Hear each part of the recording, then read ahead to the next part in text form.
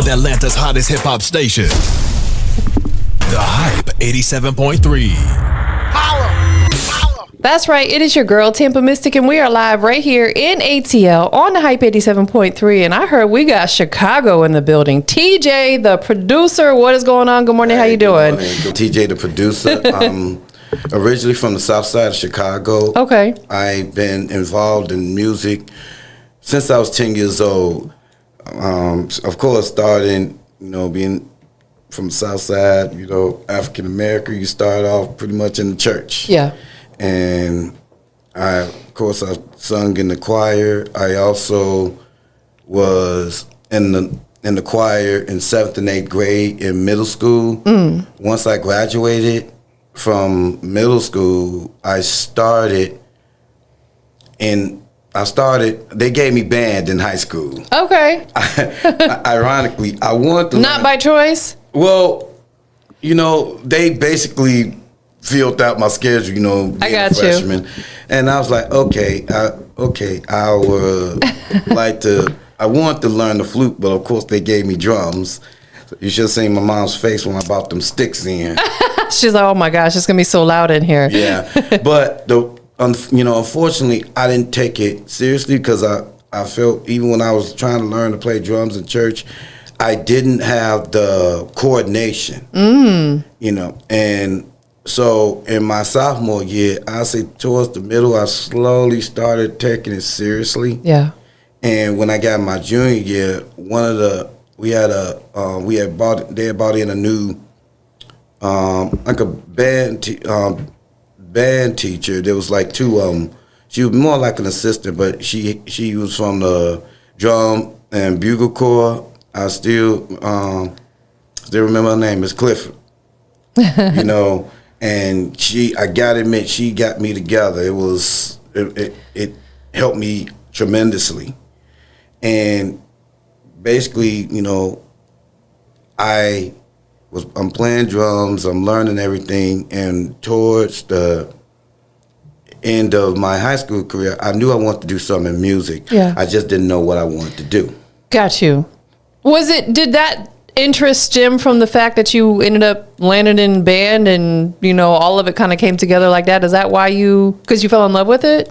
Yes, I did. Okay. Yes, I did. Plus, during that time, I started listening to a lot of the quote-unquote gangster rap music. Yeah. And I was, and still am, I was a big NWA fan, big, Dr. Dre. I was DJ Quick. I was really I used to listen to them all the time. My mom used to call it verbally aggressive music. So you like the West Coast sound? Yeah, I think that's what it was. I think what caught me was the fact that they was basically, it was cussing on, wax, as they say. Yeah. And that was something that was literally unheard of. Yeah. So of course it piqued my interest.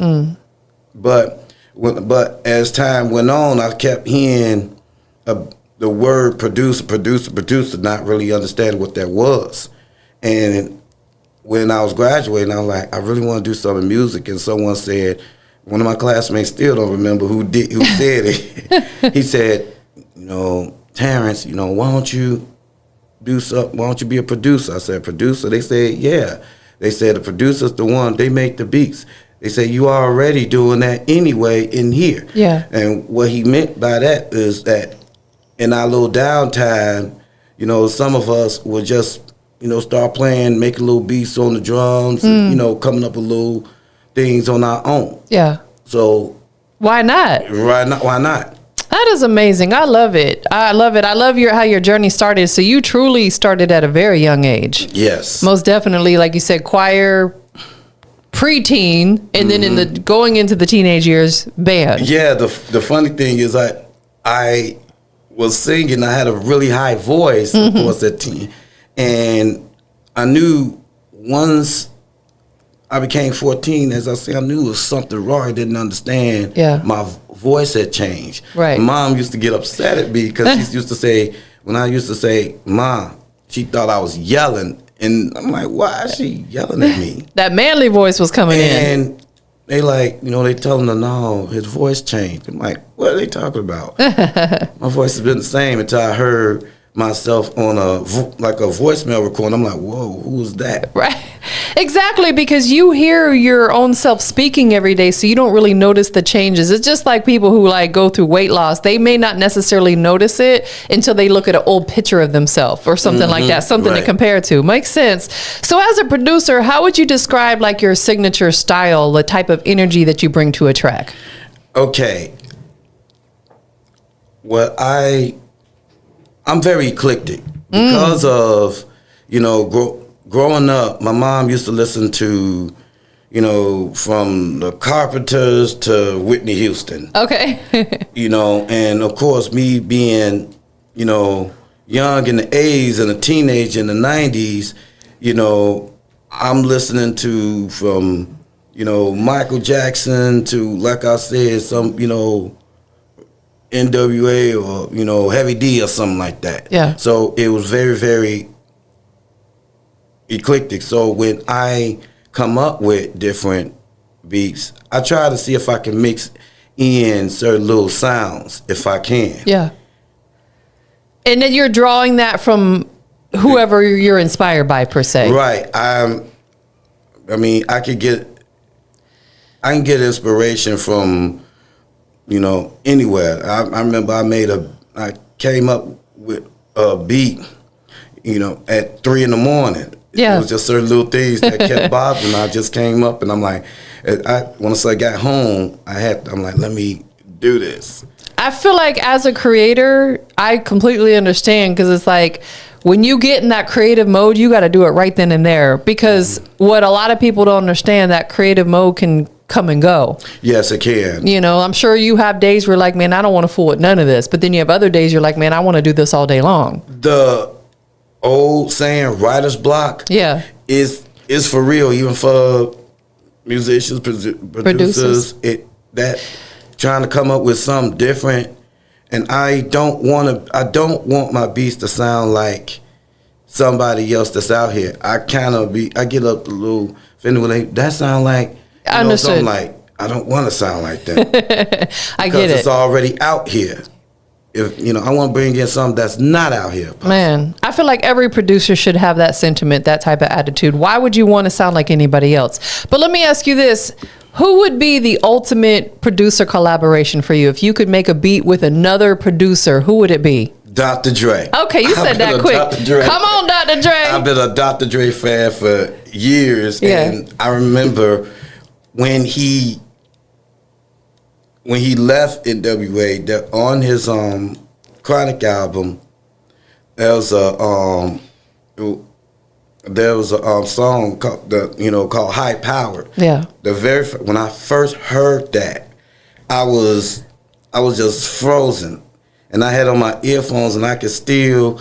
And my little brother tapped me, and I turned around, and I could see my mom's face. She been calling me for 5 minutes, and I was already mesmerized. And I want my beats to be like that. You want people to have that same type of feeling when they listen to your production. Exactly.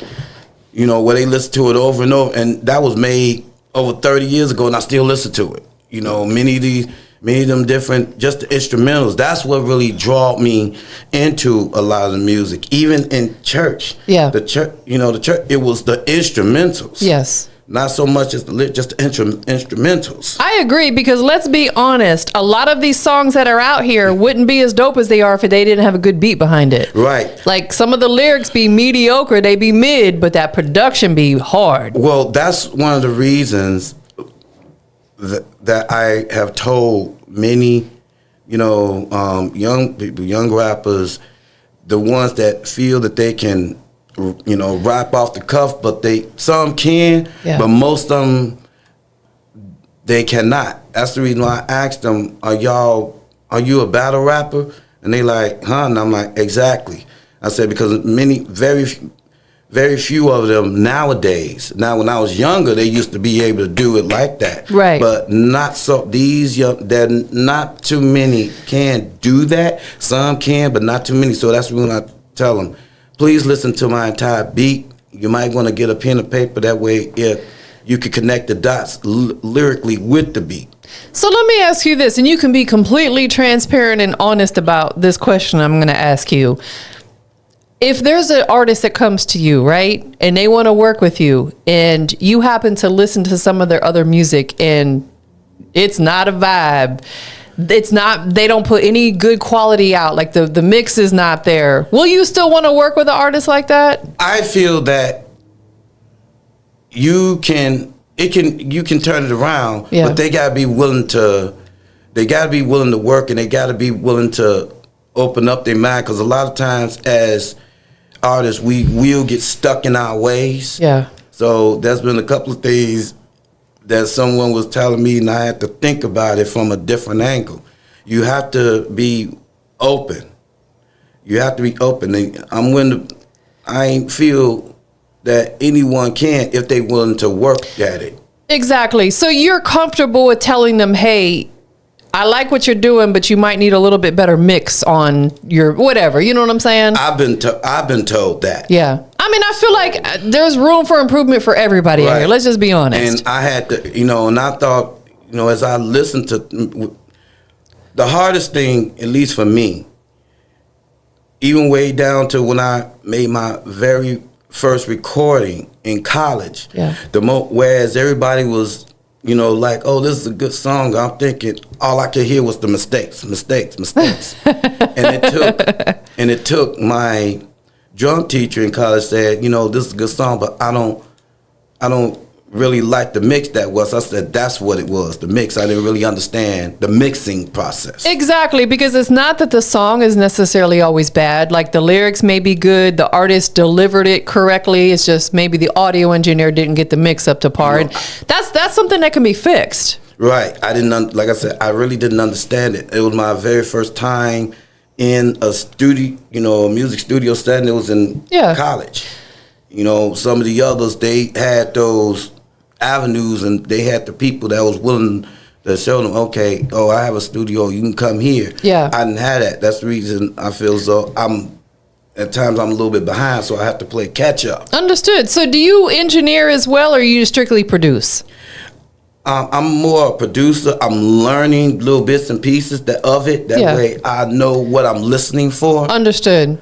And I feel as though you need that. Like, even as a producer, you got to know a little bit of, lyric writing. I'm learning that. My daughter, Trey K's got me doing that. Shout out to Trey K. And several different producers, they've been, telling me, hey, you need to learn this or go here and listen. So I've just been at home. I just go and I take one of my beats and say, okay, since most of these DAWs now got the little, as you might say, where you can mix it yourself, I just play with it. So, understood. Okay. So what would you say from when you first started producing till now in the producer world? What's the biggest change that you've seen? Whether it be the software you have to use, the hardware you have to use, what would you say is the biggest change? The biggest change, like you said, is the hardware and the software. Yeah. The one thing that I think I have an advantage of, and I'm not the only one, is by me coming from a, as you might say, traditional music background, and me going to Columbia College in Chicago, where quite a few known musicians, like Jeremiah, and I think Common went there at one point. Okay.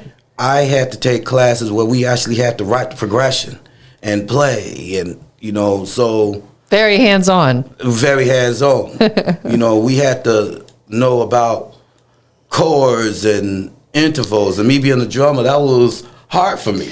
And I feel like that honestly is what separates you from a lot of these newer producers. No shade, I don't ever like to, shade anybody for what they do, because there's a lot of really dope young producers. Yes, but they don't know some of the ins and outs that you had to learn, where now there's a lot of shortcuts, to where they don't necessarily have to learn a lot of that stuff, but I feel like they should still learn it. Yes, many of the DAWs, it's sort of like they teach it, in a way, but I think they made it easier for them to learn than what I had to go through. Yeah. I'm like, one of the things that my daughter Trey K was able to get was intervals. Okay. And I remember learning intervals. I was lost. And when she explained it, I'm like, you gotta be kidding me. You know, my 15-year-old daughter was able to explain it a lot better than I took 30 years ago when I was in college. Now I understand it. Listen, that is such a valid point, and I'm glad that you said that, because some of these, OGs out here who've been doing this a long time feel like they can't learn anything from the younger generation. I learned a lot from them. I do too, because they grew up in a technology era where we did it. Yeah. You know what I'm saying? We didn't have all the technology that, maybe there was some there, but it wasn't like it is now. So yeah, we can learn from our youngins. Yes, and the funny thing is, it's both. I was learning from her, and she was learning from me. Right. The very first time she saw me make a beat, she like, how long did it take you to make it? I said, I just did this in like 10 minutes. She said, that quick? I said, remember, honey, I play instruments. If you play instruments, all I gotta do is learn the program. Yeah. Once I learn the program, and I'm like, oh, these are the mentions. Now it becomes easier for me. Right, makes sense. So, who would be an artist that you would love to have rap or sing on one of your beats? Glorilla. Shout out to Big Glow, man. I love her. Carly. It's a lot of them out here now. Yeah. That I would like, but I like her style. I do too, man. I found her just scrolling, and I was watching a video with this guy. He was rapping, and she was on it. I'm like, who's this young lady? And I tagged her, and it went to the F&F video, and like, I kid you not, it seemed like 3 days after she got signed. Shout out to Yo Gotti. He truly found that diamond in the rough. Like, he did a phenomenal job for snagging her up, because no pun intended, but her glow up has been amazing. Man. Like, she was always beautiful from day one, but her glow up, now that she's truly walking her purpose and doing what she loves, she's so beautiful, and she's so dope, man. Shout out to Glorilla. So we got to manifest that, you know what I'm saying? We going to get Glorilla on a TJ the Producer beat at some point in time, it's just a matter of when. So when it comes to building your catalog, like, what qualities do you think make a beat truly great or timeless? Oh, wow. With me, I might start off with melodies. I think that's one of the reasons why I like a lot of even Glorilla stuff. It's it's the melodies. I hear that. I might start out. It might be the 808 coming in first. Sometimes I just sit there and I just look at a blank screen, and then I just go through different sounds and just play with them. Like, oh, okay. I always have such a high respect for music producers, because I'm like, a lot of producers have a ton of beats, and I'm like, how do you come up with so many ideas? Like you said, that writer's block kicks in sometimes, but I'm like, how do you come up with so many beats without having them all sound the same? That's where that creative brain got to come in. And right.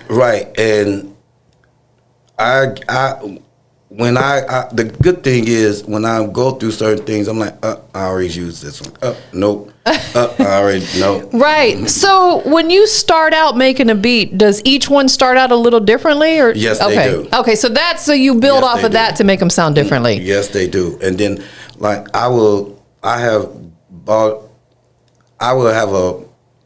rock beat.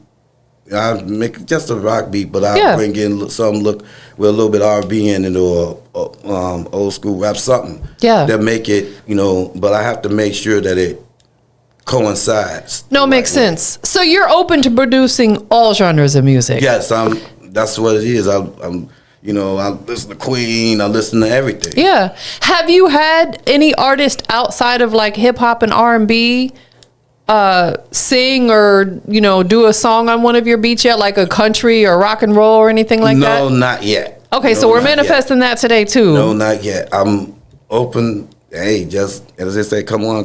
I know that's right.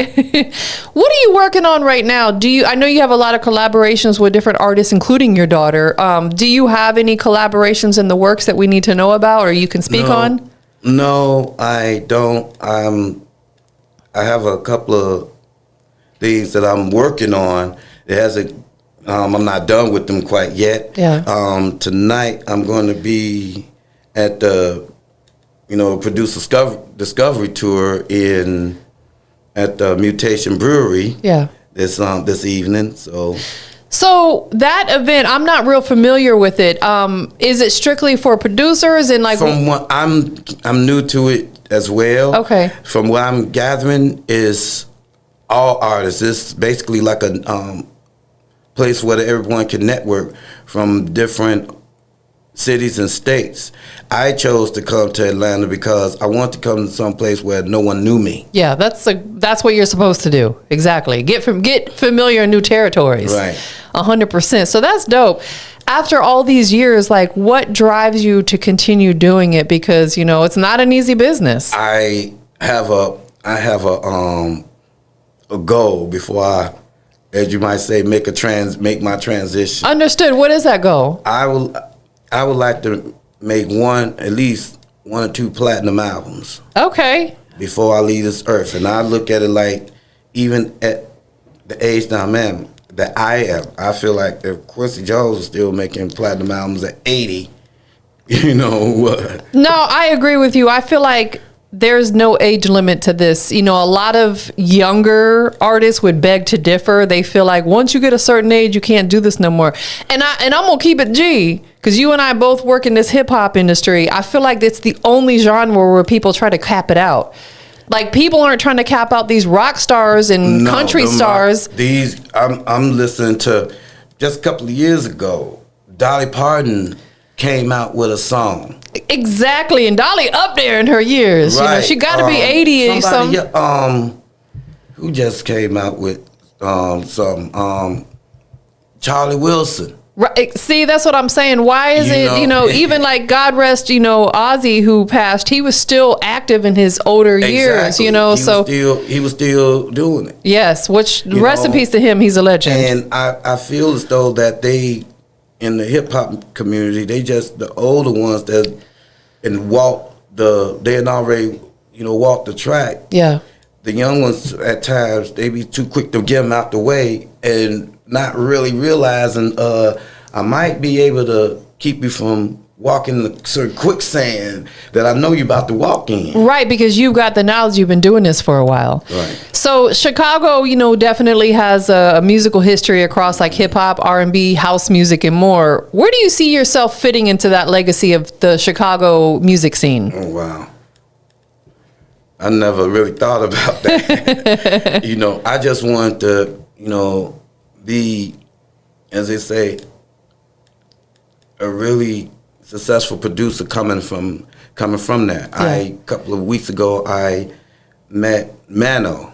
Okay. Yeah, they said when I looked him up, I'm like, oh wow, he did The Weeknd. Yeah, he did this, he did that. So, and it was like at a producer conference, literally about a month and a half ago. So right there in Chicago. Yeah, he was. It was a small event, but it was packed. That's dope. So, have you had the opportunity to produce for a lot of Chicago artists so far? No, not yet. We got to get that in the works. Yeah, a lot of them. A lot of the artists that I'm noticing, the younger ones, they're into the, as you might say, the drill music. Right, because it pretty much stemmed from the Chicago area. And I have told them that every song don't have to be a bang bang shoot 'em up.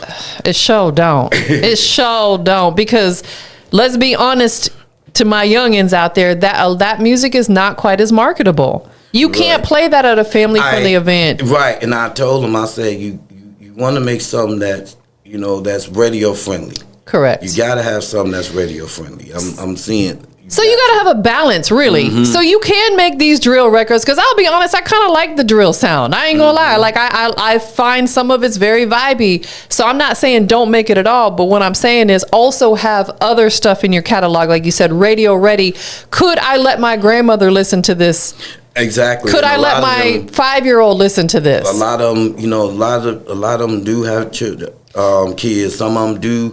My grandma and mom are still around. Correct. And if I can pretty much tell, because I'm like, your grandmother go to church. Yeah, how you know? I know the Lord. So you can't present this to grandma. At least have some that grandma like. You can still do your other stuff. That's exactly my point. You got to have a balance. Just like, there's a lot of artists out here, they have nothing but strip club records because, Atlanta's got a lot of strip clubs, and that's cool. But I challenge them to create what if you get booked for a family-friendly event, there's going to be kids in attendance. What are you going to have to perform? Now you're shuffling, trying to record something real quick. You don't never want to have to get ready. You want to stay ready. Right. So any young producers that are just coming into this, what would be your biggest piece of advice to them? Have a balance. Just, listen to us, as you might say, old heads. I know that's right. Us OGs.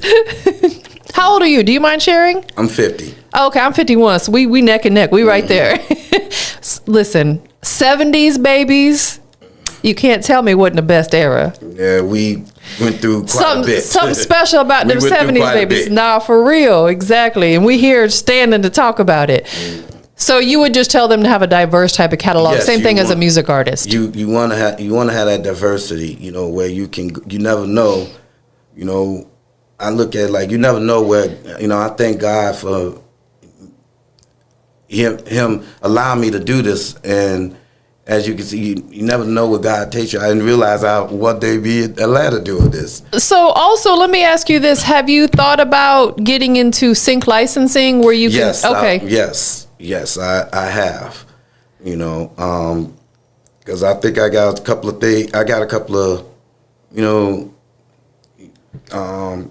things in my catalog that I think would work real well in a movie or video game or something. Man, that is dope. That's where that residual income comes in. I've been reading upon that.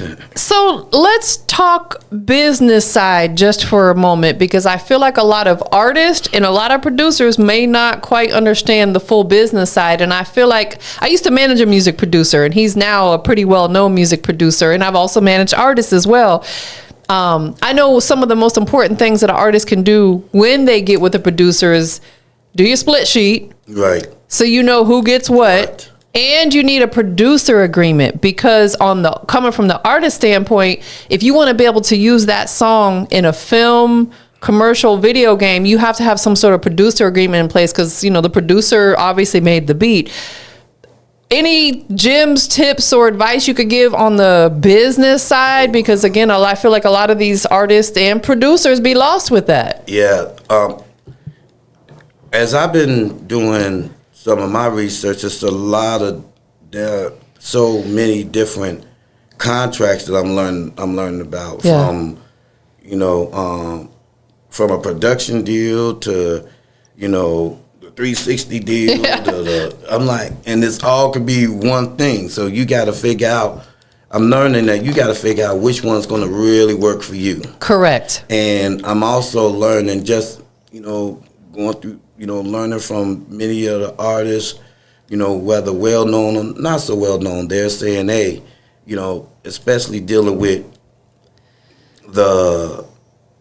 as you might say, the labels, make sure you negotiate, you can negotiate it, number one. And number two, make sure it's on paper. Now, the biggest thing that I've learned in my years, a lot of it, as we call it, is in legalese. And truth be told, we all know in legal terms, they use 3 pages to say something that they can say in a paragraph and a half. They put all that legal jargon in there. Right, and it's to confuse you. I will say, hey, brush up on your vocabulary. In school, math, I suck. Reading, I'm okay, but vocabulary is the one thing I felt that has gotten me over. So I try to learn the vocabulary. Absolutely. Or if you don't, then hire yourself an entertainment attorney that'll do it for you. Protect yourself, basically. Because a lot of people signed to bad deals. Right, and understand how those words are used in a sentence. That sentence structure. You got to pay attention to what it's saying in that sentence structure. because many times they like it's reworded. Yes. So you got to understand the rewording. Absolutely, because I feel like sometimes they want to trick some of these artists, because some of these young artists be so thirsty for a deal that they'll just sign away. And another point you made that I feel like is such a valid point is negotiation. Don't necessarily take what they offer you out the gate. Negotiate with them. If this label comes to you because they want to sign you, it's because they see value in you. So now you've got leverage. Right. You've got leverage to be able to negotiate with them, because maybe you don't think that's enough of whatever they're offering you. So that was a very valid point. Right. I've seen quite a few artists not sign deals because they're like, it just didn't feel right to me, or something wasn't quite right, which comes out to be one of the better things that they've done. Correct. A couple of years ago, I saw the New Edition movie. Yeah. And there was a part where, the executive was talking to Michael Bivins about what was going on, and he told him most of y'all don't read your contracts, and he explained what it was. That's a big fact. They don't. And gosh, I've sat down with so many artists who have signed, whether it be to an independent label or a major label, and their biggest complaint is, I want to out of this situation. And to me, it says you didn't read your contract. Because why would you have signed into a situation, unless your views have changed over the years, but 9 times out of 10, they didn't read the contract. Well, one of the things that I've learned, and this is outside the music business, anytime they want you to just, sign something's wrong. If they like, just sign it. Exactly. Something, stop right there. Especially if you, please read. You can take it, you should be able to take it home and sit down and read, and then come back and ask questions about what you read. Absolutely, because once you sign that, now you're legally binded to this. And I'll be honest, I've been doing this almost 15 years. Not very often, I can probably count on one hand, that I've had artists that wanted to interview with me, but they wanted to send me a contract for an interview. And I'm like, bro, this is a one-time transaction. We're not locking in for the next 3 years. And I told them straight up, I don't sign contracts unless you hire an attorney for me, which is going to be very expensive. I don't care if it's a very small contract. That's still a legal binding document. Yes, it is. So I'm not signing nothing without legal representation. And I'm not going to go hire an attorney because you want to send me a contract for a $150 transaction. That's what. Wow. I'm just like, if you're that scared, then get out the business. You know what I'm saying? Because I understand a lot of people's been scammed out of money. I get that. But I tell them, go do your homework on me and then come back. I'm not signing no contract for a couple $100. That's just weird to me. It's going to cost you more in attorney fees to hire me an attorney to look over this contract. And by then I'm frustrated. Now I don't even want to do the interview. Exactly. Because I have every right to turn people away, and I've done that before. Just like you have every right. If someone wants to work with you and you're not feeling the vibe, you could turn them away unapologetically. Right. Quick story. Some years ago, I bought a vehicle. It was, of course, it was used. Yeah. I read the little warranty, and they said that I had 60 days to bring it back for any repairs. Right. So the next week, I told him, hey, guys, it has a radiator leak.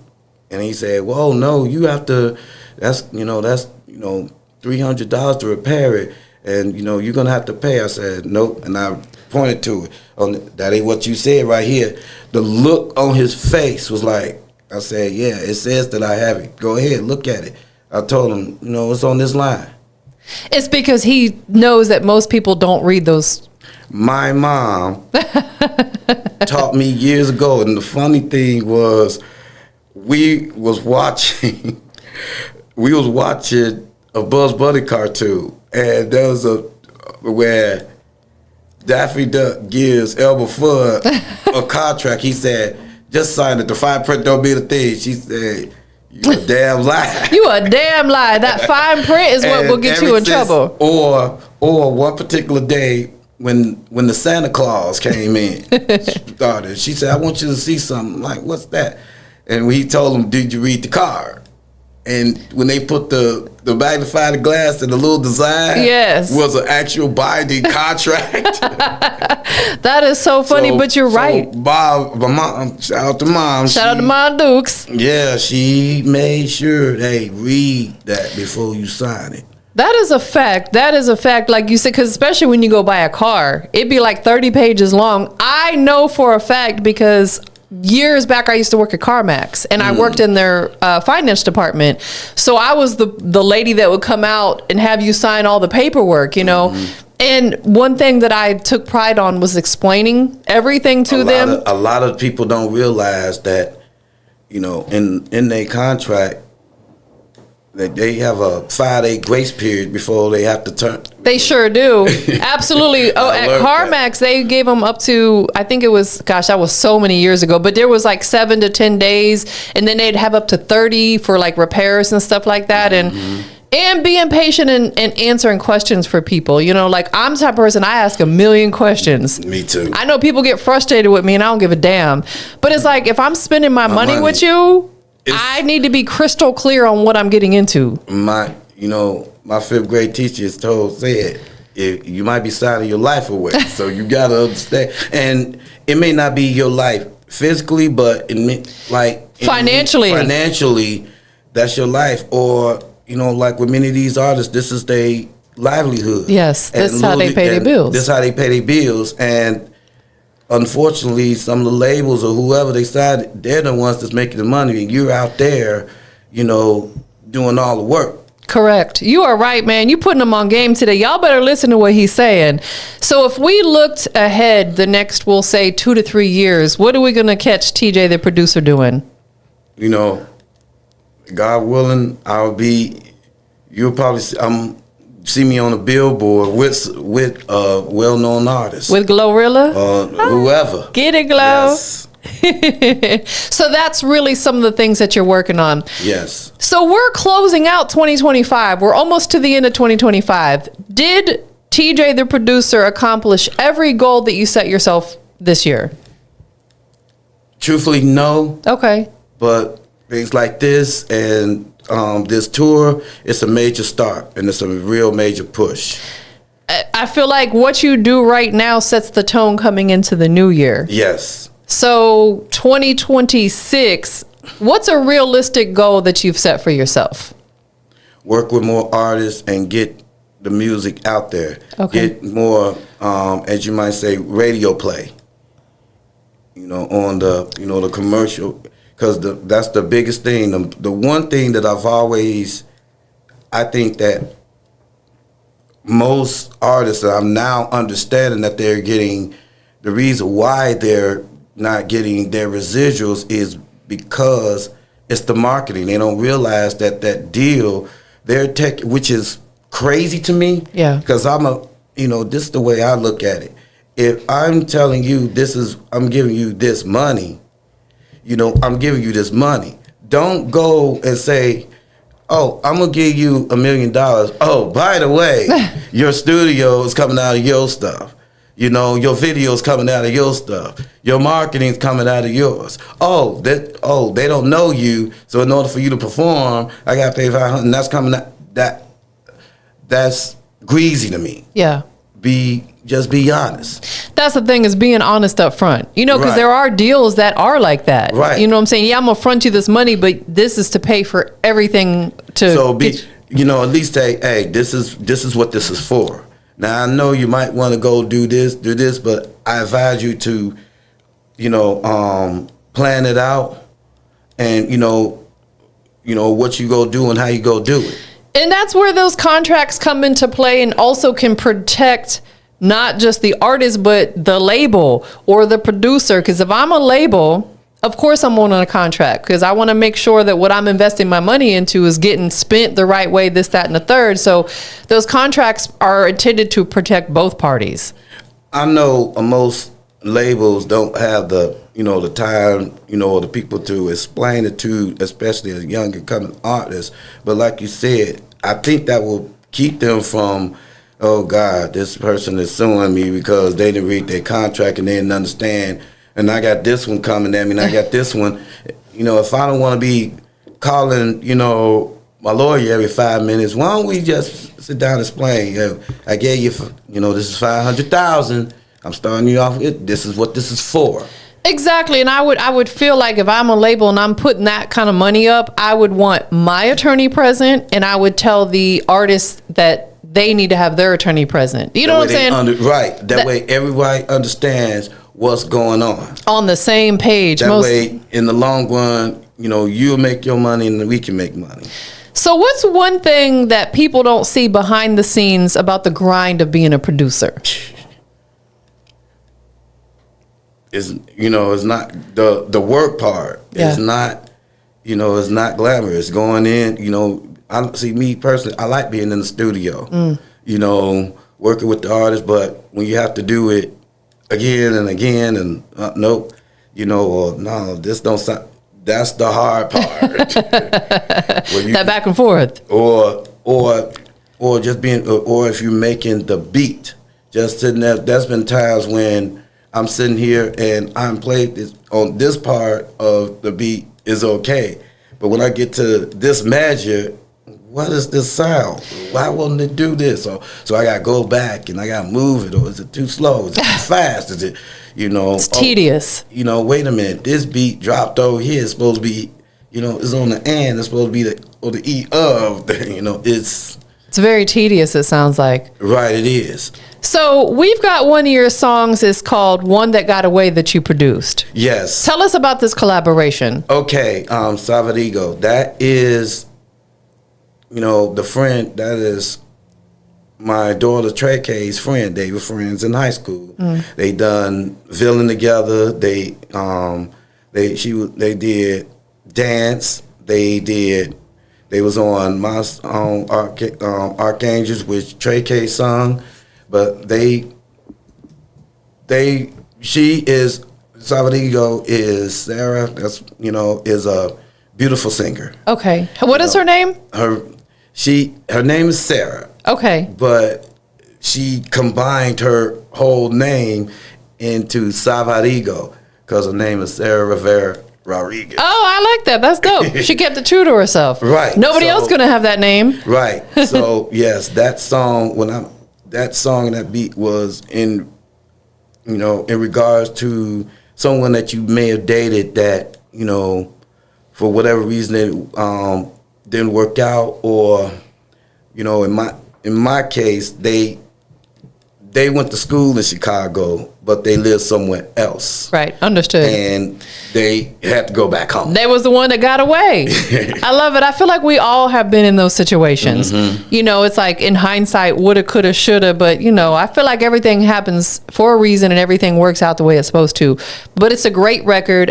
Is it already released on all the digital streaming platforms? Yes, it is. It is on the streaming platforms, on Instagram, on TikTok. Yes, it is. So before we listen to it, any young artists out here or maybe producers that are interested in working with you, what's the best way for them to reach out? My Instagram, it'll be under my name, Terrence Hicks Jr. This is where the TJ come from. At Instagram, I'm on there. I'm always on there. I'm on Facebook. I'm on TikTok, TJ the producer. That's T.J.THA. Producer. Absolutely. It's the with an A. Y'all get it right. Who do you want to give thanks to for supporting you through your journey of music? My daughters, my mom. Yeah. I got quite a few aunties. I have quite a few people that are, very supportive, in my music journey. I love it.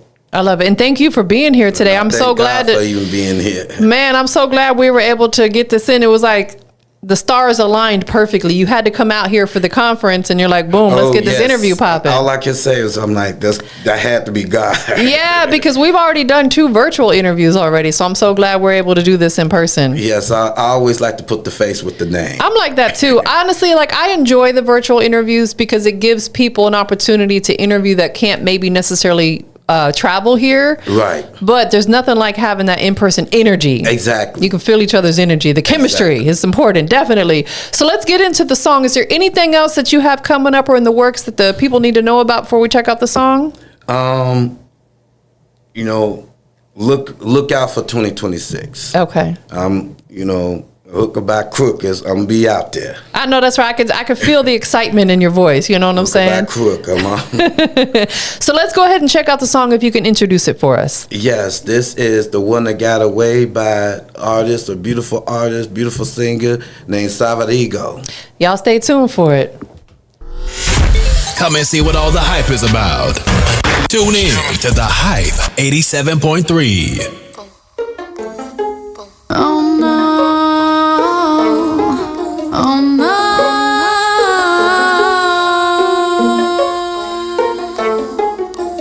I can't look away, finding glimpses of your face. Frozen in my place, yeah, I'm frozen in my place. Trying to make you stay, but you don't know what to say. Stuck in night finds where my mind lies all day. My heart's lost in your eggs.